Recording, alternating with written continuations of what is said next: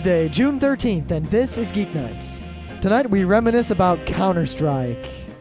Let's do this. Today in White Plains, I discovered an abomination unto man. Oh, really? I wanted to go to a mall down there, and I drove, and I parked far away because I was doing some other stuff, and then I walked over to the mall, and I realized that I didn't see the entrance. So I started walking around the mall, and I walked all the way around it twice. And then it came to me that no. That's a long walk to walk around a mall twice. Yeah, it was. I had some free time. But it turns out that there is absolutely no pedestrian entrance to this mall whatsoever. Oh, is there like a giant cement concrete wall surrounding the whole thing? No, it was just, imagine a mall with no exits. What do you mean? So to the building itself or to the parking lots around it? There's no parking lots around it. It's just, there's a big parking garage in it. Okay, and you couldn't walk into that parking garage? No, that was only for cars. So the only way to get into this mall would be to park in the parking garage. Yes. And then walk into the mall. There were lots of emergency exits, but they were very formidable and industrial looking, and there were absolutely no ways in. Oh, so into the building itself, you mean? There's no way in anywhere. I think it's a pretty simple concept. Huh. There was no way in unless you drove. So it's a building sitting in the middle of what, a field? Or... No, it's in White Plains, surrounded by hundreds of other buildings. So it's bordered by roads and a parking garage. Well, the parking garage is in it. Okay. As I said. And the only door to get in Well, there's no doors. There's just elevators in the parking garage that go to the mall parts. Oh, it's one of those. Now I get it. I've seen those before. The way you're describing it, I thought maybe it was like... Like what? What could you possibly be imagining? This is like when you thought up was away from the sun. Well, because when I think about a mall is is separated. It has a big field of parking lots all around. What? A lot of malls don't. So this isn't some mega mall. This is a building in the middle of a city. Well, no, it's a mega mall. It's absolutely huge. Yeah, but it's not. In fact, it's bigger than the mall in Rochester, I think, in terms of the amount of space in it. Well, the mall in Rochester was tiny, but it's not. It doesn't have the same structure as the usual malls. Whatever. You seem to have trouble with imagining architecture, as we learned in that D&D game. It's not like you described it very well. You said it as a mall with no entrances. Which it was. Very descriptive. Because that's all. That's the operative part of the story. It was a mall with no entrances. That was. Well, how did the cars get in? Well, there's an entrance for the car, and I said specifically pedestrian entrances. Yeah, why didn't you walk in where the cars went in? They wouldn't let me. There's a guy there, and he said, this is for cars only. You can't walk in. Okay. I walked through a loading dock and a urine-soaked hallway and got into the mall. Wow. That's kind of crazy. But for my news, in that mall, I bought the cheapest Mac Mini money can buy. Hooray! And an iPod. All right, everyone, it's time to tell Rim we convinced him to buy something expensive for him that he needed. And honestly, now... I was probably going to buy it anyway. Uh-huh. Yeah. Uh-huh. In fact, I tried to buy it before, but you can't ship Apple things to yourself without signatures. Before meaning yesterday, meaning after we were convincing you. Now, I like it, and I'm going to use it mostly for podcasting once I figure out GarageBand and all that. But long term, at least for my initial uses, I really couldn't use a Mac as my primary desktop. Well, we'll talk about that next Monday. Yep. Because that's not what today's about. Today's about to games. Well, weren't you going to do your news? Yep, to gaming news. Okay. My gaming news, so there was this guy, and he decided to make a World of Warcraft strategy guide. And that kind of reminds me, I had a friend who... bought himself a Super Nintendo by making Mortal Kombat strategy guides back in the olden days and selling them in school. And then he got in trouble for it because you're not allowed to sell stuff in school. We used to just play poker straight up in school. Yeah. For money. Yep. So, anyway, this guy wrote a World of Warcraft strategy guide. And, regardless of what you think about gold farming, it was a gold farming guide. Whatever. That's not the point of the story. The point of the story was that he was selling it for $15 as a PDF on eBay. Buy now, $15. And Blizzard came down on him like a ton of bricks. And he said, screw you, and he kept trying to make new eBay accounts. He didn't take it, like most people take it in the ass. And he kept fighting it and fighting it and fighting it. And eventually, without even having to go to court, Blizzard just gave up. And they agreed just recently to... let him go about his business as long as A, he leaves the disclaimer that was already in the book. Saying that he's not affiliated with World of Warcraft or Blizzard. And that he's not using any copyrighted materials of World of Warcraft or Blizzard. Even though he could use a significant number of copyrighted materials per fair use, especially since it is a guide. Yep, but he's not using any. He also has to not publish any sort of cheats and hacks or links to cheats and hacks in the book, which I don't think he was. But even if he did, that's not illegal. No, it's not. And they really can't go after him for that. But he did now. To basically keep Blizzard from fighting against him and pestering him, he made that agreement with them. So now it's a contract, I guess. Yeah, we'll see. But the point of this story is, if someone comes after you, like an evil company, for something that you know is perfectly legal, don't take it. If you fight back, if they realize that they're wrong, they pretty much have to give in to you. Or else not always. They could just sue you and win if they have good lawyers and you can't afford one. Yeah, but when the problem is when it's an open and shut case like this, the lawyers are like, all right, we don't want to go to court. We don't want to sound like idiots when we go there. But then again, is it so open and shut? Because, I mean, if they have lawyers and money, they could probably talk about implied contracts and EULAs and talk their way into a conviction or something. I don't think so. We see it happen a lot. Yeah, but not when it's something so obvious. It's like, God. We'll see. Plus, if it was something so obvious and I knew I could win, I would go out and get like the best lawyers I could. But they usually won't work for free for something like that. Yeah, but if I know I'm going to win, I won't care. Why? Because you still have to pay the lawyer. Yeah, and then I'll get the lawyers to countersue to get their money. That doesn't always work so well. I think it'll work. Maybe you should ask my lawyer about that. Why don't you go ask your lawyer? Because I can't ask your lawyer. You can ask him through me. You can just call him. Whatever. Yeah, I got to bother him soon. I got some questions. You got any news action? I had my news. I bought a Mac. That's not really news. Scott took forever doing his laundry, and it's real late. So you took the same amount of time doing your laundry. My laundry was done at like 10. Yeah, I just started mine later because, we can only have one washing machine. Yeah, well, don't think it helped that your laundry was sitting idle for quite some time while you dicked around. It was only sitting computer. around idle for like 5 minutes. Yeah, whatever. Yeah. Just because you can't wait for me to do. I said I had 3 loads, and you're like, you said you had 2 loads. And you listen when I talk. Nah, because you talk wrong. I should have recorded it. I said 3 anyway, loads. It's late, so we're going to do a short episode.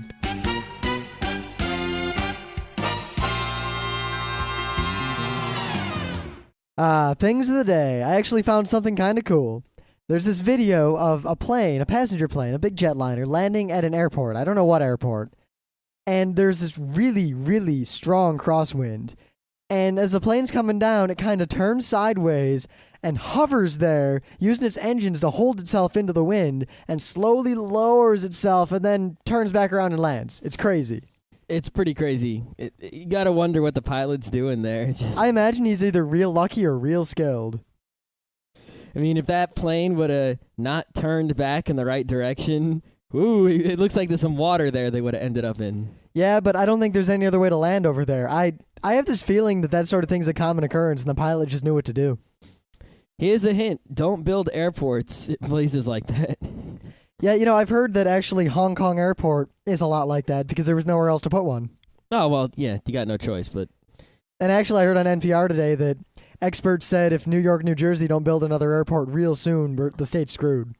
Really? JFK is already running at full capacity, and LaGuardia is at about 95%. What? No, because at JFK, there's the old TWA terminal. Yeah, you know what? Sitting there unused. There was this huge thing on NPR this morning where they talked about how JFK and LaGuardia can't handle the airload into New York City anymore at all.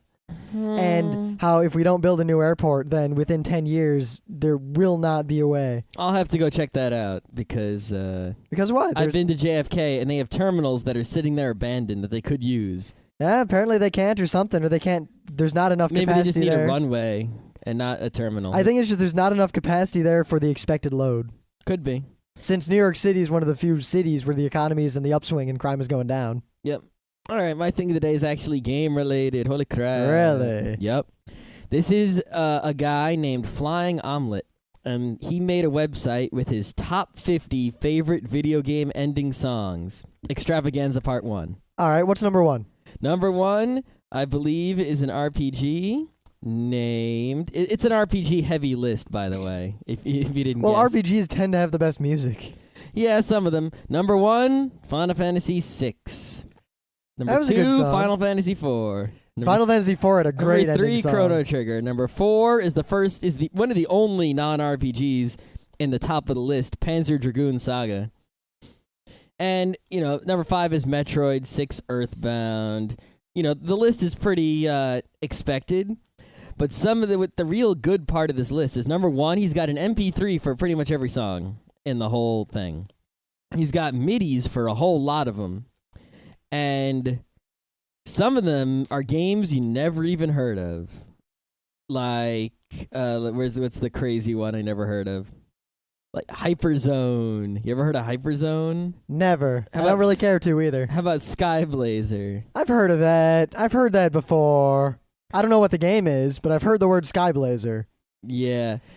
Mega Man 2 and 3 were on the list, but they were pretty low. But considering it's the top 50, I'll let it slide a little bit. Mega Man 2 didn't have the greatest ending music.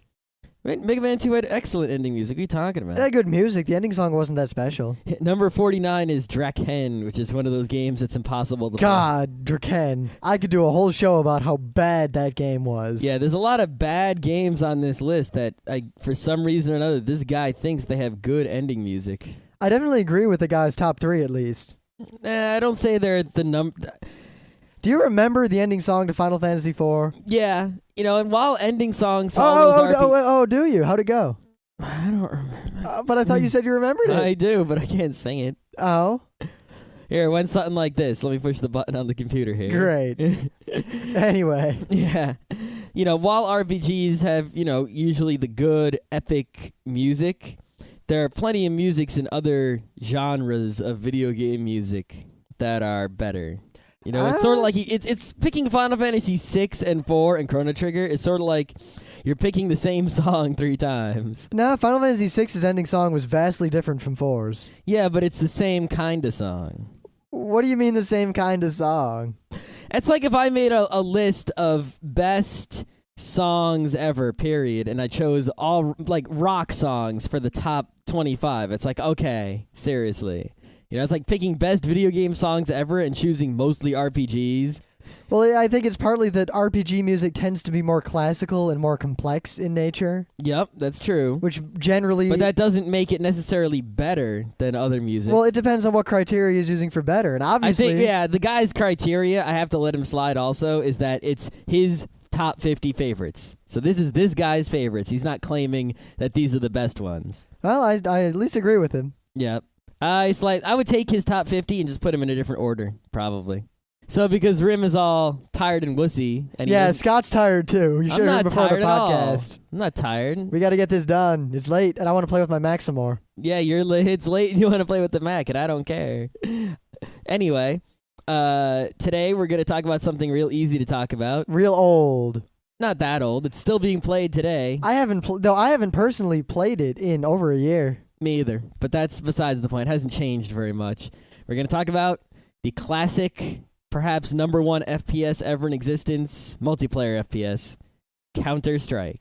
I mean, for anyone who doesn't really realize it, Counterstrike was the number 1 FPS in terms of number of players for pretty much the entirety of the time we were in college, pretty much from the end of the Quake 2 era until the World of Warcraft era, when people just started... The FPS started dropping out of favor.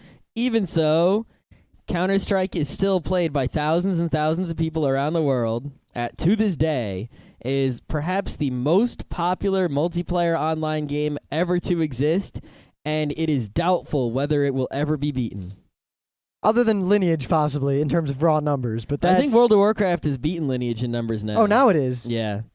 So, but this is, Counter-Strike is a game where there were always, around the world, thousands, perhaps tens of thousands, people playing it constantly. No matter where you lived, there were low-ping servers near you that were full all the time. And it's been going on for how long? Since about the year 1999. So 7 years? Give or take. Something like that. It really, really took off the summer of 2000. Yep, that's when it launched. And then it took off again. I forget which beta came out, but there was one, I think it was 1.3 something. That 1.3 wasn't beta. Yeah, that was when it... 1.0 was non-beta. 1.0 was non-beta, and one of those versions, shortly after there, is when the game exploded crazy. Like, it doubled. I think 1.1 was an explosion, and beta 7 was an explosion.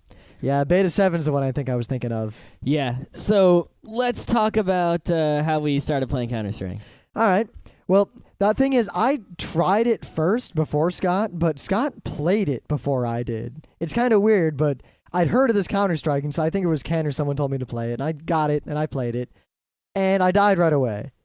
And then I died again, and the game was just frustrating and difficult, and I quit immediately, and that was it. For me, in high school, we only had dial-up modems, so I couldn't play too many online games besides Diablo 2, which I'll never play again. And I had Half-Life 1, which I beat, and I really like Half-Life 1. And I wanted to play some multiplayer games, and so when I got to college, I played Team Fortress Classic, mostly the hunted type, which is sort of like Counter-Strike with the VIP. You know, you got to get this VIP to the garage so he's safe, but the other guys are trying to snipe him. It's actually the only decent Team Fortress scenario. Anyway, in CS1 lab, the lab instructor was like, "Oh, you got to play Counter-Strike. Yeah, when you die, you don't come back." And I was like, "What? That sucks. I'm going to die and then sit around doing nothing. I'll just turn the game off or, quit and go find another game to play in. What's the point of that?" Now, I had heard of Counter-Strike, but I didn't really know that it was a free Half-Life mod. I thought it was some game, and that's all I knew, is there was a game named Counter-Strike that I didn't want to play. See, at least because I had a cable modem early on. Like, me and my friend Ken got cable modems when they were still kind of being rolled out in the country. So we were playing every freaking mod, Quake 1 and Quake 2 online, all through high school. Mm-hmm. Counter-Strike was just another one. And honestly, when I first played it, I thought, this is like a crappy version of Action Quake. Anyway, so then, someone told me that Counter-Strike was actually a free Half-Life mod. So, of course, I'm going to try it, because I'll try it once. Why not? Free. Hey. So I tried it, and then, whoa. It was Counter-Strike from there on till Tribes 2, and then Counter-Strike again, and then Natural Selection, and then Counter-Strike again. Yep, because Scott tells me not too long, because this is when we knew, and this is the crew had all come together, but we were still freshmen at RIT. So we weren't really the front row crew fully yet. And I still have all the chat logs from back then when I used ICQ. Oh, those were good days. Nah. Yeah, No. ICU was the bomb. Jabber does more and better. Well, yeah, but Jabber wasn't around back then. Yeah, it was. It was just not as good as it is now. It was not around in a form that I would have used. No, not one that you don't use anything. But Scott messaged me one day, I'm playing Counter-Strike and it's great. And I remember thinking, I remember trying that game. It was just a slow version of Action Quake. I don't know why anyone would play that. Half-Life 1 was crap. Because back then, Quake 2 was still really big for the mods, and the Quake 2 mods were just about to die. Yeah, it's like as Counter-Strike gained in popularity, Quake 2 dropped off a cliff. Yep, because before Counter-Strike took off, Action Quake and Weapons Factory and even like Mega TF for Quake 1 were still super, super, super popular. Relatively. If you compare it to the popularity of games now, they're popular relative to the time when when FPS gaming wasn't super crazy huge and broadband wasn't widespread. Yeah, those games were wicked more popular than any other game. Yeah, the people who had broadband were pretty much guaranteed to be in that culture of, mod, FPS, Quake 2 style gaming. Yeah, if graphic in game development had gone slower and network speeds had gone faster, then Quake 2 would be now, and we all had broadband, and it would be the number one game. Yep. And we could do a whole show about the progression of like the Quake 2 era. I think we already did a show about FPSs, so yeah, we did. Let's stick to the Counter-Strike. But I tried the game again, and I started getting it, and I started liking it, and I played it pretty much continuously until Natural Selection was discovered by me. And then I went back to it. And then Tribes 2 came out. And Tribes 2 came out before Natural Selection. Long before. I don't really remember the chronology. All I remember is when Tribes 2 came out, we stopped playing Counter-Strike pretty much until Tribes 2 died. Yep, that's how it went. Tribes 2. It's like Counter-Strike was this game you could always go back to because there are people always playing it. Yep, it's like every other FPS that came out, was just a dent in Counterstrike. Unreal would come out, and a few Counterstrike people would go to Unreal, and then some of them would come back. And every time a new big FPS came out, Counterstrike would go down a little bit, and then go back up a little bit less than that. So, after it reaches peak, it's been declining, but it's still there with still thousands of players. Yep, I'd still bet that it's probably one of the most played FPSs still. Oh, absolutely. If not the most played. Just think about all those FPSs that put a dent in Counter-Strike over the years are now mostly dead. Yep. I mean, the only real survivor that I know of is Natural Selection, which is hanging on. There's that Battlefield. People play that. Yep, it's a good game. There's still people playing Unreal. Some people play Sin, and some people play Quake 4. Yeah, not so many people play the newer Quakes. Yeah. Like, Quake 3 was a flash in the pan. Yep. There's a bunch of, Quake 3 we'll talk about Quake 3 another time. Yeah, we could do a whole show on that. Quake 3 is an anomaly. Yeah. But there are a lot of Half-Life mods that have a small following. You can always get a game of Sven co-op if you want, or Science and Industry. Yeah. But they have, maybe 100 players at most. That would be insane. You can't just do with Counter-Strike, with these games what you can do with Counter-Strike. Log on, there's a server, just click on the top server and play. Yep. And there's people there, and they're good. Mm-hmm. Or they're punk kids. Punk kids. All right, now we're not going to talk about Counter-Strike cheating. Yeah, but the culture of Counter-Strike, a lot of people pointed to it as the end-all or the bottom of the internet. And that's just not true, because the bottom of the internet is like Style Downnet Project and Fnet and Style Project. And 4chan. And 4chan. That's the bottom. But people always make jokes about Rotten.com. the terribleness of the people in Counter-Strike. And there were a lot of assholes playing Counter-Strike. But they're mostly just 12-year-olds. They weren't assholes. They're just like every other 12-year-old. I think it's that so many people played Counter-Strike that every server, it was like a million different countries. And depending on where you played, there were every walk of life was represented in Counter-Strike. Well, every teenage male walk of life, that is. True. Though With a few females here and there. Yeah, I knew some pretty badass females at that game. Oh, there are plenty of badass ones, but I remember the people who complained the most about Counter-Strike were the people who never played it or played some other obscure mod. Like, say, the people who still played Action Quake long after Counter-Strike had won. Mm-hmm. Those people had a very close-knit community where everyone knew everyone. So when they get into Counter-Strike, and not only does no one recognize or fear their clan tag, but no one recognizes them or talks to them, and there are people speaking strange lingos like STFU, nub, Jew. Circle around back, bomb number 2. Oh my god, what the fuck? Go. Okay, that's the end of the Counter-Strike radio jokes. Yeah. Fire in the hole! Now, bear in mind that this is before, when Counter-Strike was super popular, there wasn't the voice chat built in. Yep, all you could do is say the built-in things. Some people would use things like TeamSpeak, but some people consider that cheating. Yeah.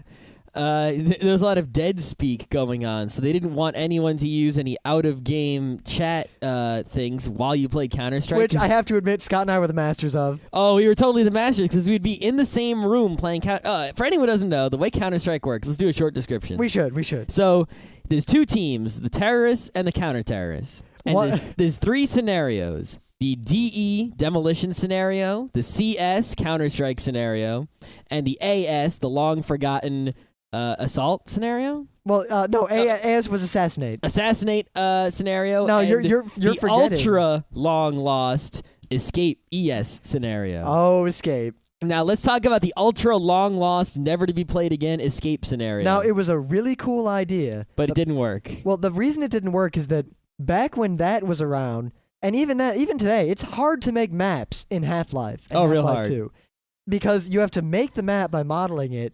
But you also have to program the map, because it's basically you're writing code. And really, the map-making tools, while they're better now than they were, they're really not easy to use at all. Plus, some people, like one map, I think it was Docks. I don't remember all the details because I didn't really care. But the map was a terrible, terrible, terrible map. It just didn't work. It was not fun. You talking about the dead guy? Yeah. Okay. But then the punk kid who made the map, killed himself not long after making the map. So all the servers kept playing the map and talking about how awesome the map was as a tribute to this kid. And while it's horrible the kid died, the map he made was terrible. There's no reason that we should have to subject ourselves to that. And in fact, I got banned from a server for saying that map sucked because the admin was like, a kid died for this map. Yeah. Okay. Yeah. Anyway. But ES. ES is an escape map. This is where the terrorists are in a prison of some sort, and they have to escape, which means they all have to get to some other place on the map before the counter-terrorists kill them all. They usually don't start with weapons. Yes, it really sucked. It was a good idea, and if it was executed properly, it would make a really fun game, but it was never executed properly, and everyone would go change the map, or servers would just take the map out of the rotation, and that would be it. Yep. And then they took the maps out of Counterstrike altogether. Now, AS was probably my favorite. AS was also my favorite. There were only a few maps where it actually worked. Yep. Now, the cool thing is, one guy was the VIP. Mm-hmm. And he was a counter-terrorist, the VIP. He was given a pistol, and he had a whole bunch of body armor on, and he was a person. His only goal was to escape to the helicopter. Yep. And it really sucked, because if you were a counter-terrorist, you would be randomly selected to be the VIP. Which sometimes, it was, like, you could tell, because it always kind of randomly picked, but if you were good and you kept surviving, it tended to keep picking you. Kinda, yeah. Yeah. But it really sucked because it threw this big kink in the game where if whoever got picked to be the VIP sucked, your game was basically screwed no matter how good the rest of the CTs were. Or by the same token, sometimes you really didn't... Like, say the terrorists are just owning you, and every round they just gun the guy down. Suddenly you're the VIP. You have no weapons. You've got a little pistol. You got to worry about all your friends, and then here come the terrorists to gun you down. Yeah. You're running away, hiding in a corner somewhere. In my situation, it was usually I was a counter-terrorist. We'd lose. I would be the VIP, and I would go my patented VIP oil rig guaranteed escape route and win every single time. What was the snow one? That was my favorite. Tundra. Yeah, Tundra was my favorite assassinate map. No, it's all about oil rig. Anyway, then comes the CS. The CS and the DE maps are pretty much most of the maps. Yep. CS is Counterstrike. This is where there are some hostages, which are not actual players. They're just kind of standing there. Yeah, there used to be tricks you could do with them. We'll talk about. Yeah, they're in some part of the map, and the counter-terrorists need to rescue these hostages. So they need to go to where the hostages are, touch the hostages, then go back to where the counter-terrorists started, and then the hostages are rescued. So you have to go into the enemy base and out. And the terrorists, all they have to do is prevent the counter-terrorists from rescuing the hostages. Now, for the longest time, easier job. The game was set up where to grab a hostage, you basically run up to him and use him, and then he'll follow you around like a dude. Mm-hmm. Now, terrorists could do this too. So smart terrorists would grab one hostage and hide him somewhere, or they'd grab all the hostages and stash them in a closet somewhere and guard that. Yep. Now, you couldn't kill the hostages because then you would lose your money, which we'll talk about later. Yeah. Killing the hostages, no matter what team you are on, screwed you. So unless you were desperate, you wouldn't kill all the hostages. A lot of times hostages got gunned down just in a firefight, but that was... Yeah, because a terrorist would sit near the hostages waiting for the counter-terrorist to come and rescue them, and then the counter-terrorist would show up, there'd be a billion bullets everywhere, and some, hostages get killed. It just happens. Yeah. Anyway, and then there's the DE map. DE is demolitions. This is where there are one or more bomb spots, usually 2, sometimes 3, and the terrorists want to blow up any of these bomb spots. If they blow up just one of them, they win. One guy randomly selected on the terrorist team has a bomb, the only bomb, and he has to bring that bomb to one of the bomb spots, set it up, which takes like 5 seconds, then wait around for it to explode and hope that a counter-terrorist doesn't come and defuse it. Now, if you die before you plant the bomb, someone else on your team can pick it up and go do the job. If the bomb is defused, it's over because you only have one bomb. And once you plant the bomb, you can't pick it up and bring it somewhere else. You planted it, that's where it's going to be until it either explodes or is defused. Yep. You could also always win any game of Counter-Strike by killing the other team. To a point, if the terrorists plant the bomb and then they all get killed, but the bomb still goes off, terrorists win. The terrorists still win. That's right. Terrorists win. Suicide terrorist bombers. I was just thinking of some natural selection things, but I'll talk about those another day. Yeah, so the thing that made Counter-Strike real popular were 2 things. Number 1, in any round, Counter-Strike is played in rounds. You play until someone wins, then you do it again, then you do it again, then you change the map. Then They're short rounds. Yeah. The game itself, there are games like SWAT, games that involve terrorism, counterterrorism, action. Basically, the premise of Counterstrike is that the round begins the moment that negotiations broke down. Yep. So it's the terrorists made some demands, the counter-terrorists didn't agree to the demands, and then, you go, click, they said the counter-terrorists decided to go in, or the terrorists decided, all right, we're going to go plant this bomb, fuck those guys, they didn't meet our demands, and then as soon as the game says, let's go, team, that's the minute that, you decided that you were going to go do the job. Yeah, you make your dynamic entry, big firefight, someone comes out on top. Yep. There's a time limit. You have an objective. It's not just kill other people like most FPSs were. Yeah, it's the one problem in Counter-Strike is that if you don't end up with good players, they won't try for the objective. They'll just try to camp or kill all the other players, and they won't help you plant the bomb. Many a time, I would go with the bomb and plant it on my own, or rescue the hostages all on my own while everyone else is fighting somewhere else. And if Scott and I were on a team, and our team sucked, it just didn't matter. We could handle it. Yep, as long as the other team wasn't really, really good. I mean, I don't want to brag. Well, I love bragging, but Scott and I were extremely badass at Counter-Strike. I don't know how badass we are now. Now, probably I don't know how not good so I am much. at Counter-Strike Source. We mostly played the older Counter-Strike. Yeah, but I mean, when we played, we were pretty good. I mean, one of us joining a team could pretty much turn the tide. I would say most of the time that we lost, it was because of a cheater. Yeah, I would honestly agree with that. I mean, we were just really freaking good at that game. But also, many times when we won, it was because the cheater was on our team.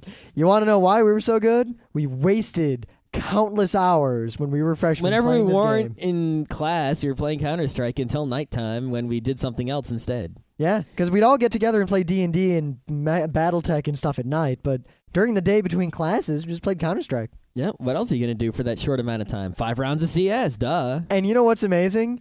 Pretty much everyone else did too.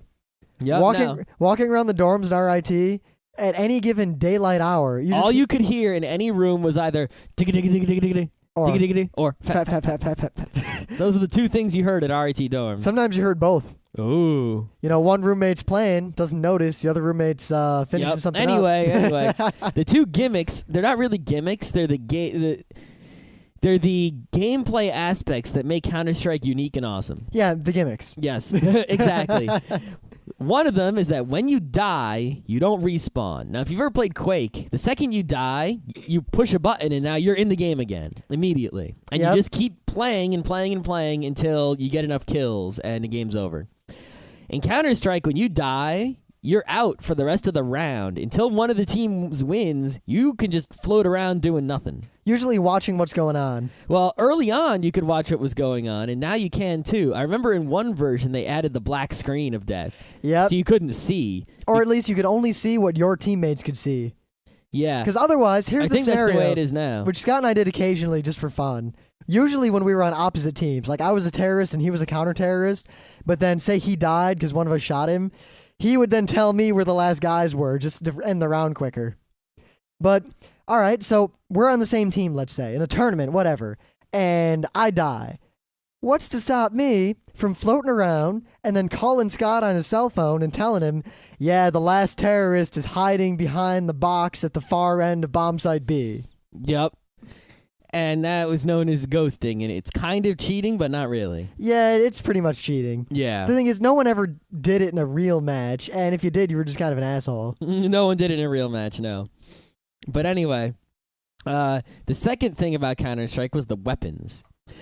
The way it worked is when you started a game of Counter-Strike, you had, $800? Yeah, $800. Not real $800, $800 in the game.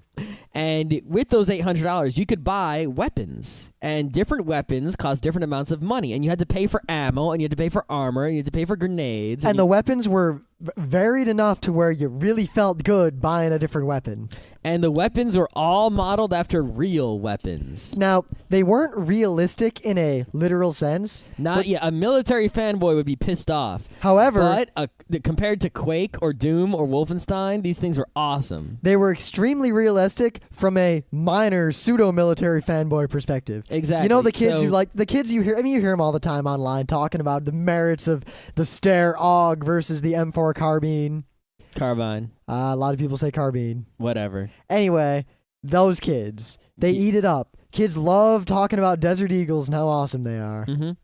So usually in the first round of Counterstrike on a server that didn't, because servers could say you could start with more money, but most of them didn't. It would be the pistol round because you could only afford pistols. Now everyone starts no matter what. You get this shit pistol. And the other thing is different teams have different weapons. The counter-terrorists have, in my opinion, much better weapons than But they're more terrorists. expensive. They are more expensive. Terrorists get all the AKs and MAC-10s. Yep, terrorists get AK-47s, MAC-10s, and SIGs, while... terrorists get those. And counter-terrorists get AUGs and... I remember when they added the P90. P90. Of course, both people got that. Yeah. Or the 5.7 pistol. The 5.7 pistol, and then the terrorists have the elites. Yeah, the elites. Oh, elites. That was the dumbest thing ever. The best pistol. Oh, my God. I went through a phase where I would try to elite all I could. I always kept my elites, and then I would whip them out whenever I had a chance. For some reason, I loved using the normal shotgun. Really? The pump shotgun. It was terrible, and I usually died. But there was nothing more satisfying. Well, better than using the noob cannon. There's nothing more satisfying in the world than standing there and a terrorist runs around the corner and he stops and he's about to shoot you and you turn and you put one shotgun blast into him and he flies over and falls dead. Yep. His and friends then then you gotta reload and pump and someone kills you. Yeah. Anyway, no, the super shotgun, the Benelli in Counter-Strike, is known as the noob cannon. Some people who don't know might call some other guns the noob cannon. They're idiots. The noob cannon is the Benelli shotgun. The thing about the Benelli shotgun is it's an automatic shotgun. It's real. You could fire it like, how many times? It was ba-doom, ba-doom, ba-doom, ba-doom, ba-doom. No, it was like doom, doom, doom, doom, doom, doom, doom, until you ran out of shells. And you could fire like 8 times, I think, before you had to reload. Now, reloading took a while because you had to go click, click, click as you filled it with shotgun shells. But you could interrupt the loading process to shoot, which most other guns you couldn't. Yup. So you'd be like, you would start with a full loadout, and you'd see a guy and you'd go doom, doom, doom, doom, doom. Now, the reason a lot of people call it the noob cannon is that in close quarters, someone skilled could deal with it, and team tactics could definitely take it out. It wasn't the best weapon. It was, however, the best weapon for someone who had absolutely no skill, and they'd probably kill someone. Yeah, if you have absolutely no accuracy in your aiming, and you need to kill someone and do a lot of damage, your best bet is to use the noob cannon. You get a bunch of guys in front of you, you push the button as fast as you can, and you're likely to deal out a lot of damage. It's like the real world. If you had an auto shotgun and you're in a room full of, 5-year-olds...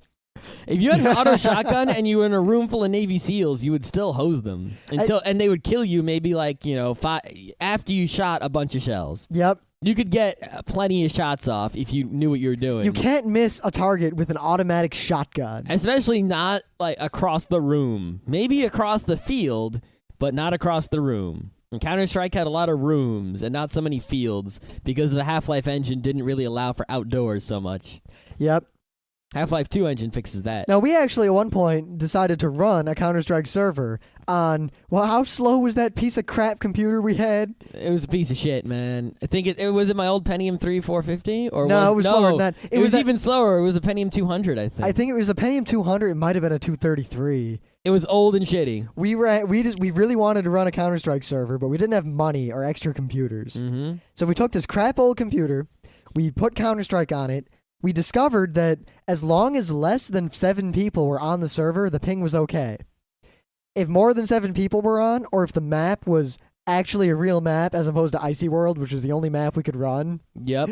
The Icy World, if you don't know, is the smallest, tiniest map. It's also a map with no objective. It's one of the FY maps, which unofficially stands for fuck you. Yep. And all those maps is kill the other guys. And it's real small, and there's just weapons lying on the ground at the start of the map. So all you would do is you would start, pick up a weapon, and go, and then it would be over in 5 seconds. Yeah. And that's why our server was able to run it, because it was the simplest map. Now, when we made the servers that ran those maps weren't that common yet. So our server was in high demand and full constantly, despite the fact people wanted to play Icy World. Our server was always full, and we had a good, 10-on-10 going on? Or was it an 8-on-8? It was a good number for Icy World. I remember that. Yeah, the problem was if all those people connected, the server's ping got real bad. No, I remember we set the limit to the max the server could handle at some point. Which wasn't so much. It was good enough. We often kicked people off so we could play. That's true. That's because we couldn't. Setting up all the stuff that lets you reserve slots is a pain in the ass. Yeah, setting up any sort of Counterstrike server was an incredibly painful process. It's less painful now thanks to Steam, but it's still to set up the mods on the server to make the server do fancy things is still sucky. Mostly because that was from the previous generation of mods. I mean, playing the old Quake 2 mods. All of you kids now who've played these new games, like Counter-Strike Source and Natural Selection, go find a copy of Quake 2 and try to even figure out how to shoot in some of those mods for Quake 2. Those games, you would have to write your own scripts to do anything. Mm-hmm. Yep. I mean, those games were nuts. You really have it easy these days, but the servers for a lot of the early Half-Life 1 mods and Counter-Strike were about that level of pain in the assness. The other problem really was even when things were easy to do, which they often were, they were poorly documented, and the websites for the software were hard to find because there really weren't official websites for any of these things. Yep. They were all other websites, distributing them. And it was very hard to find out exactly the latest and greatest information and the complete information. It was like a big secret. PC gaming is a lot easier now. Thanks to the Xbox 360, mostly. Yeah. And Steam. But yeah, so Counter-Strike. Good memories. Yeah. I mean, when I think back, that game, it's weird to think that I have so many fond memories from such a simple, stupid game, but I played it constantly. Yep. Let's think of some good Counter-Strike memories. Oh, I remember this one time, it was in Kabul, and not Kabul as in Iraq, but Kabul as in this place full of cobblestones. And I was a terrorist with an AK-47. And I'm walking, and Scott was on the server. I think he was dead. He was watching. And I was walking around. And for some reason, this is just random, because I would just shoot my gun around a lot, because I like doing that. And I just kind of flipped around and fired a shot off in the distance. And then I saw a headshot from Shazar, and I'd gotten someone. And then they kicked me off the server for cheating. Holy crap. I don't know what the odds of that were.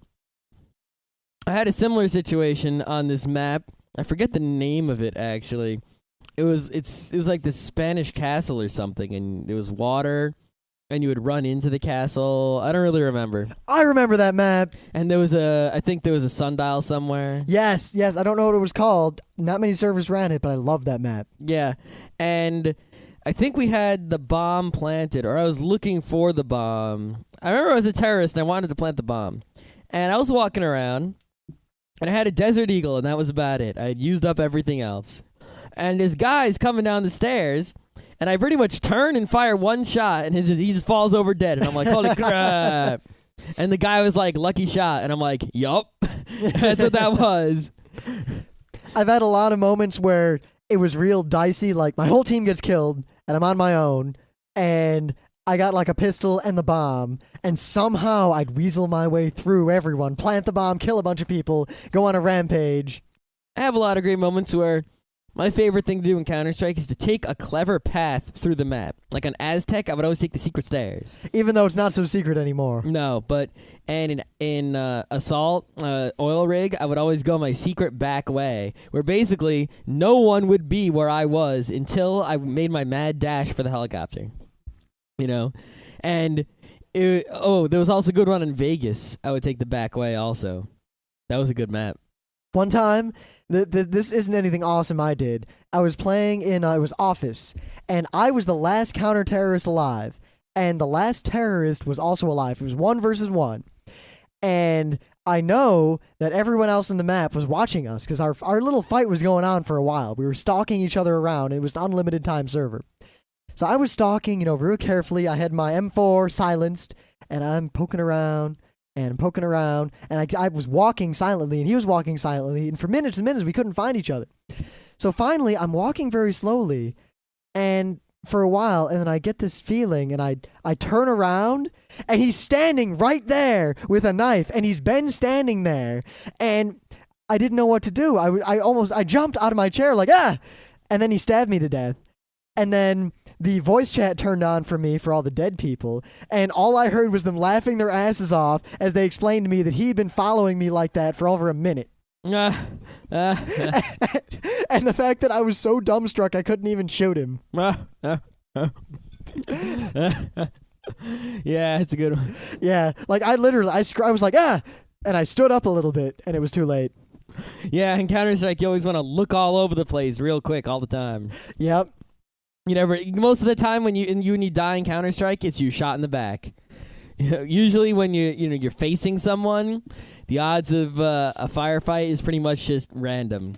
But when you just get killed right out, it's in the back of the head. Yep. I mean, playing against people who were good as we were good, it was really just a tactical game of strategy and teamwork and what kind of plan the counter-terrorists would put together to do blah, or what route we would take, or how we would do it, or what kind of wave we would move in. Yep, strategies would be things like, all right, one guy has the para and lets loose, and everyone else runs down the tunnel, or everyone rush left. Absolutely everyone on the team go left, because if you're on the defensive team, you usually want to have some guys at all the different ways that. The way the maps are constructed is that, the terrorists start in one area and the counter-terrorists start in another area. And there are multiple paths to get from one area to the other. And one team is going to be pushing and one team is going to be blocking, based on if it's DE, the terrorist push, and on CS, the counter-terrorist push. So the defenders usually want to cover all the different entrances, because if they leave one unguarded, then there's a chance that all the offensive the team will just go through that door, no one will be there to stop them, and they'll win, and game over. The offensive team wants to have all of their team go to one entrance. That way, even if there's a few guards at that entrance, they'll be able to kill them and still have a whole team there ready to go.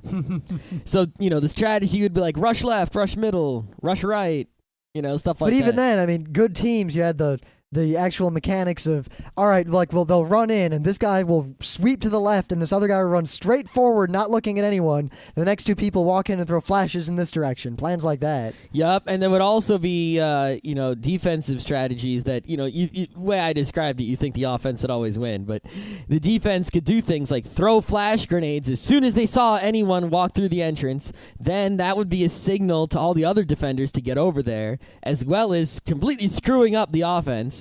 Then, they could throw some smoke in there, kill the guys at a choke point. So even though they're in a big group, they have to walk through the door one at a time. They all get killed as they walk through the door. Of course, a lot of times we played on servers with people who weren't so good. And at that point, it became, I am Rim, a.k.a. Rambo. I walk around with an MP5 killing everyone I see. No one can stop me. Except for the one guy who just stopped you. Yeah. Even though you killed a whole bunch of guys. Yeah, because no matter how good you were, one guy could not often take on the entire enemy team. You could take out most of them. But then it really depends on the skill of the other team. They have to be pretty bad to completely lose to you. But in terms of, I could hardly ever kill many guys on the other team. If I killed more than 4 guys in a round, that was crazy. And in fact, 3 guys is a damn good round. Hell, 2 guys is a good round. But often I would win on my own by completing the objective. I would go in alone with the bomb. I would go around the back way all alone with the terrorists and the hostages. And rescue them. Yeah, rescue the terrorists. No, I'd rescue the hostages all alone.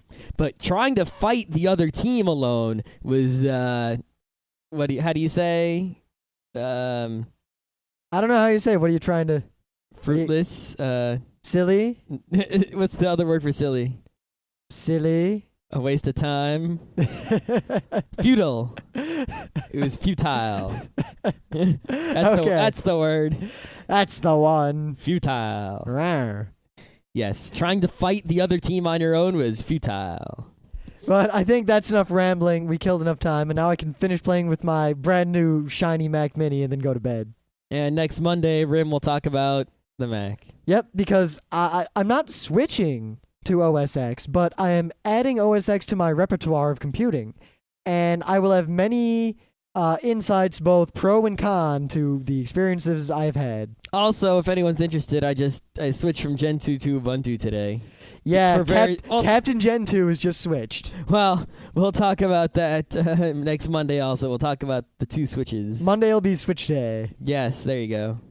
And don't forget the how computers work thing. Any feedback would be appreciated. We tried to slow it down for you guys. Yeah, obviously, because Monday's going to be switch day. That'll be delayed. The episode 3 will be delayed another week on that. And what's tomorrow? Tomorrow's easy. We're going to cover... Tomorrow we're going to talk about the Mocha Arts Festival. And then next Wednesday, we're going to talk about Anime Next, which we're going to this weekend. Man, we just haven't reviewed any anime, have we? No, we've got a pile of great anime. Well, that makes all the anime podcasts happy because we're not stealing their thunder. Oh, we'll get back to stealing it right quick. Okay. Actually, you know what? Tomorrow on Anime Day, I think while we won't review them, we will give you the list of all the good shows we're watching right now. So you there can start... aren't really that many. There aren't so many, but they're good. There's enough that are good, and that way you'll know what we're gonna talk about once we get around to it. Okay.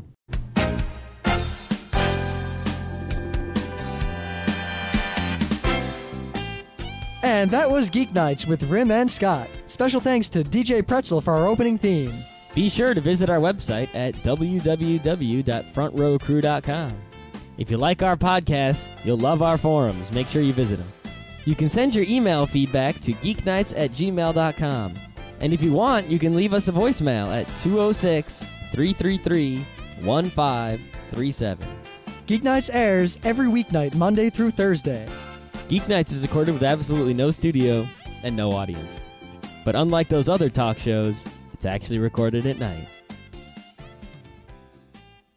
Huge. Yeah, but it's not. In fact, it's bigger than the mall in Rochester, I think, in terms of the amount of space in it. Well, the mall in Rochester was tiny, but it's not. It doesn't have the same structure as the usual malls. Whatever. You seem to have trouble with imagining architecture, as we learned in that D&D game. It's not like you described it very well. You said it as a mall with no entrances. Which it was very descriptive. Because that's all. That's the operative part of the story. It was a mall with no entrances. That was. Well, how did the cars get in? Well, there's an entrance for the car, and I said specifically pedestrian entrances. Yeah, why didn't you walk in where the cars went in? They wouldn't let me. There was a guy there, and he said, "This is for cars only. You can't walk in."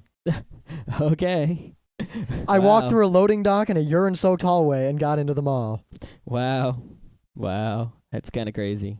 But for my news, in that mall, I bought the cheapest Mac Mini money can buy. Hooray! And an iPod. All right, everyone, it's time to tell Rim we convinced him to buy something expensive for him that he needed. And honestly, I was probably going to buy it anyway.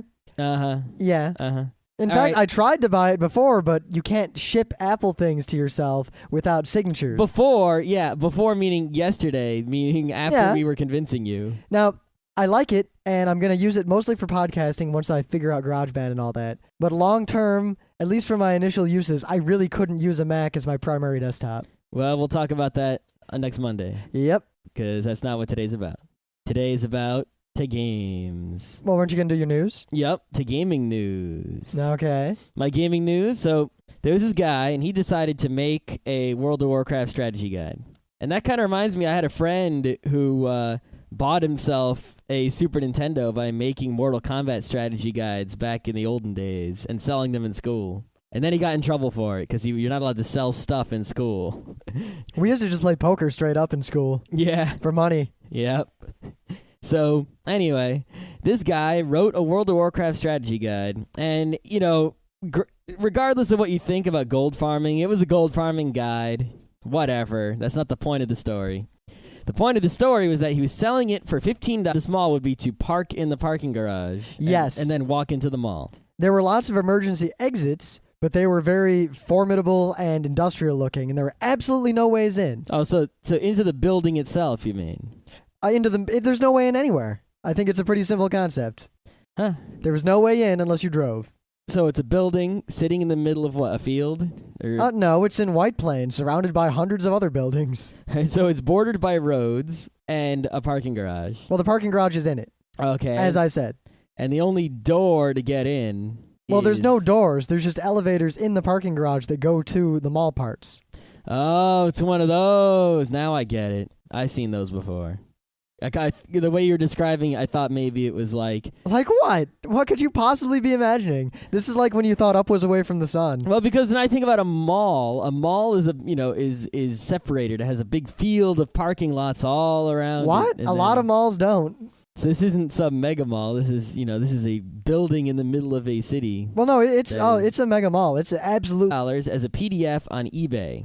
Buy now, $15. And Blizzard came down on him like a ton of bricks. And he said, "Screw you," and he kept trying to make new eBay accounts. He didn't take it like most people take it in the ass. And he kept fighting it and fighting it and fighting it. And eventually, without even having to go to court, Blizzard just gave up. And they agreed just recently to let him go about his business as long as A, he leaves the disclaimer that was already in the book, saying that he's not affiliated with World of Warcraft or Blizzard. and that he's not using any copyrighted materials of World of Warcraft or Blizzard. Even though he could use a significant number of copyrighted materials per fair use, especially since it is a guide. Yep, but he's not using any. He also has to not publish any sort of cheats and hacks or links to cheats and hacks in the book, which I don't think he was. But even if he did, that's not illegal. No, it's not. And they really can't go after him for that. But he did now. To basically keep Blizzard from fighting against him and pest.